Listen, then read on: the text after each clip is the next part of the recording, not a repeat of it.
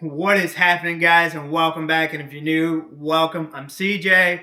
I've been building out my 2008 bagger, so if you haven't been following along with that build series, go check it out. I've converted my 2008 rear end to a 2009 rear end, and there was a lot of work involved in doing that. So if you're interested in doing that, go check out those videos. But today, we're putting on a brand new exhaust. There's several reasons why I went with this exhaust.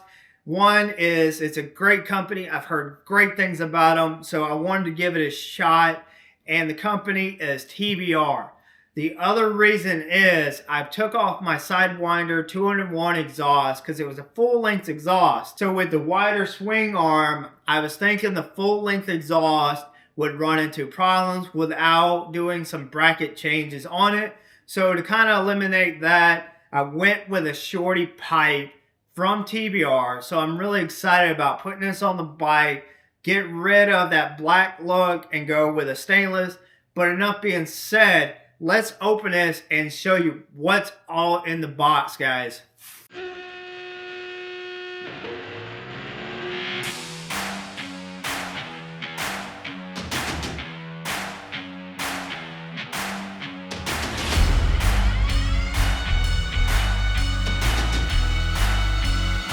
Your new exhaust will come with everything you need except for gaskets and your clamps. You will have to get those separately, but we've got to get those on the pipes and the exhaust bracket, and then we can actually put the exhaust on the bike. So let's have some fun and get this done.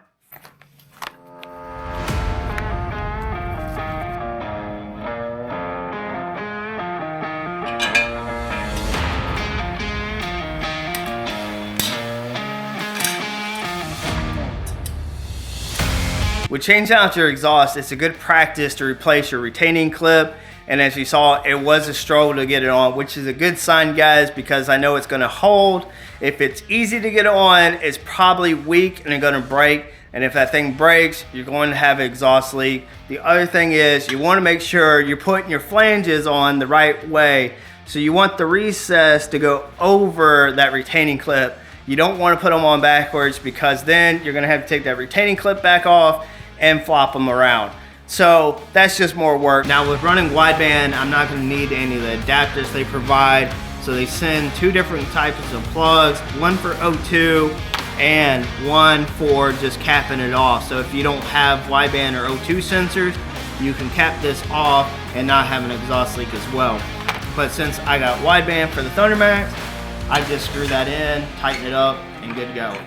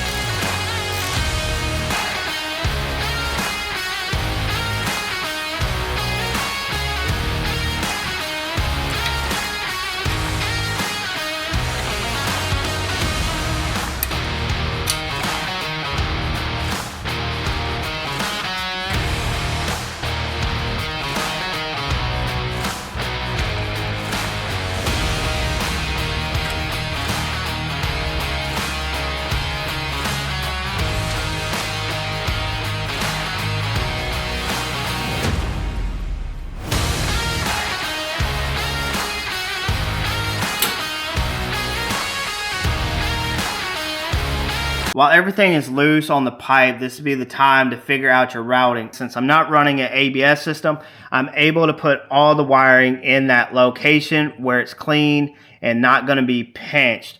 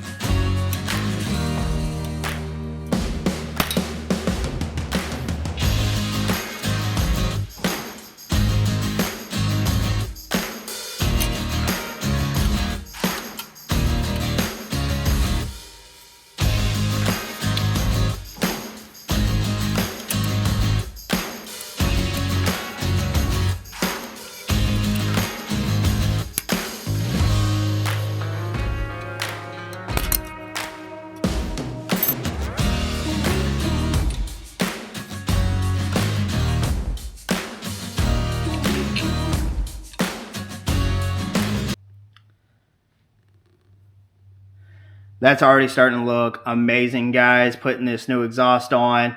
Helpful tip though, leave your exhaust bracket a little bit loose to help line everything up. Next thing is getting the heat shields on, and then we can finish buttoning everything up to the heads.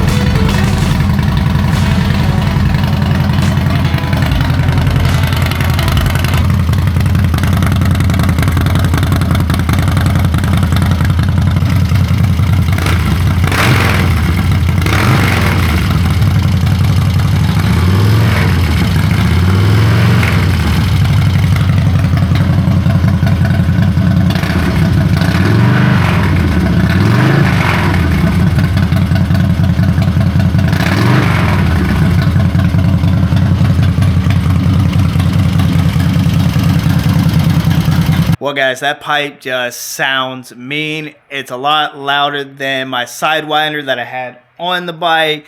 I could tell that instantly. I knew it would be with being a Shorty pipe. Now, with the pipe change and the HPI change that I did a while back. Now, when I did the HPI change, I never had it re-dyno to see if I increased numbers. And I think it did when it did that. So with these two changes, eventually I'm going to put it on the dyno because I want to see what the numbers are now. Did I gain horsepower? Did I lose torque? And I really won't exactly know that with a seat dyno either. So I definitely want to put it on an actual dyno to see those numbers. And the reason I say that is because if you've been watching the build as well, I have converted the bike over to chain drive, which is changing my overall gear ratio as well. So I won't be able to actually tell if I gained something, lost something without putting it on the dyno. So that is my plan. For sound alone, it definitely checks the box. I can tell you that for 100% because it has a deep roar. That is something I look for in a pipe. I like having a deep roar. I don't like tingy pipes very much. Because of the engine, I like that deep sound. That's just my personal preference on that than a tingy sound. And the pipe definitely checks that box. Now, as you saw, I did have it hooked up to my ThunderMax and monitoring what needs to be changed because the air to fuel ratio is changing. Hooking it up to the ThunderMax, it'll read the air to fuel ratios and make those adjustments. Now, it is going to take a few times of doing that. And it won't just do it here in the garage.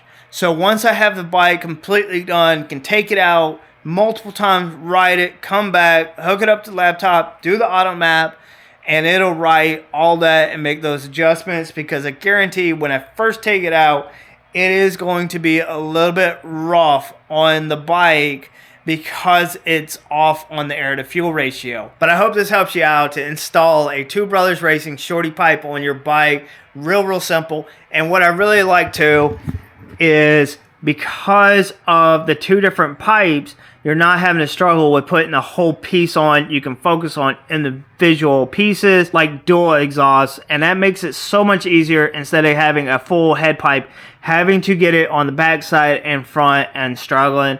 It really made this install completely easy and simple. But again, guys, later on, I will have the dyno numbers comparing it from my old 2-in-1 full-length exhaust from S&S to the new Shorty pipe from Two Brothers Racing. But I hope you guys have a good one, and I'll see you guys next time.